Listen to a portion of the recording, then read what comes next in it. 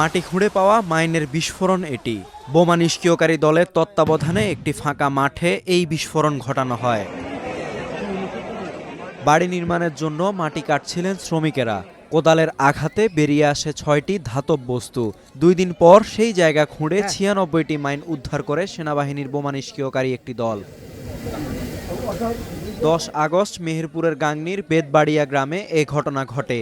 সেনা সদস্যরা প্রথমে মেটাল ডিটেক্টর দিয়ে পুরো এলাকা পরীক্ষা করে খনন শুরু করেন। প্রায় ২ ঘন্টা খননের পর ৯৬টি মাইন উদ্ধার করা হয়। এর মধ্যে ১৭টি এন্টি ট্যাঙ্ক মাইন এবং ৭৯টি মানব বিধ্বংসী anti personal mine.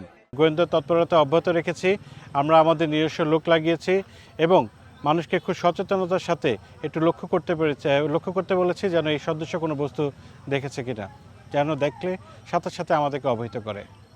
৮ August Betbaria গ্রামের প্রবাসী নুরুজ্জামান কালুর জমিতে ঘর তোলার ভিত্তি খননের সময় প্রথম ধাতব বস্তুগুলো দেখতে পান শ্রমিকেরা।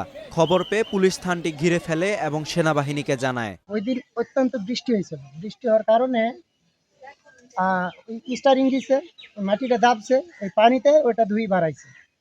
এর বাড়ানোর পরে আমি তো আর জানিও না ওটা কি। মাঠে থাকার পরে আমাকে ফোন দিয়েছে যে এখানে এই বিষয়। আমি তো এটা বুঝলাম না। আসার পরে দেখছি যে আপনারা মিডিয়া আইছে, আপনার পুলিশ আইছে। এই ঘটনায় এলাকায় ব্যাপক চাঞ্চল্যের সৃষ্টি হয়েছে। সেনাবাহিনী ও পুলিশের ভাষ্য, উদ্ধার হওয়া মাইনগুলো ১৯৭১ সালের মুক্তিযুদ্ধের সময় যুদ্ধকালীন পরিস্থিতিতে কৌশলগত কারণে পুঁতে রাখতে পারে পাকিস্তান সেনাবাহিনী। স্থানীয় একজন বীর মুক্তিযোদ্ধা জানান, ওই স্থান থেকে ২.৫ কিলোমিটার দূরের একটি মাঠে ১৯৭১ সালে পাকিস্তানি হানাদার বাহিনীর সঙ্গে মুক্তিযোদ্ধাদের সম্মুখ যুদ্ধ হয়। যুদ্ধে পিছু হটে পালিয়ে যাওয়ার সময় পাক বাহিনীরা মাইনগুলো রেখে যেতে পারে। ৭১-এর ১১-১২ নভেম্বর এই আক্রমণে লাইন ঘাট ছিল সম্পূর্ণ, টেলিফোনের যোগাযোগ বিচ্ছিন্ন করে দেওয়া হয়। পর্যায়ে মুক্তিযোদ্ধার কাছে পরাজিত হয়ে পিছিয়ে যেতে বাধ্য হয়।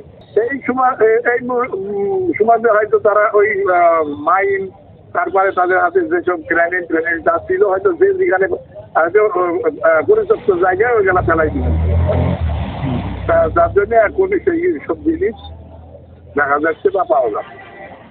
মাইনগুলো উদ্ধারের পর নিষ্ক্রিয় করার জন্য মধুগাড়ি মাঠে নিয়ে যায় সেনাবাহিনী। থেকে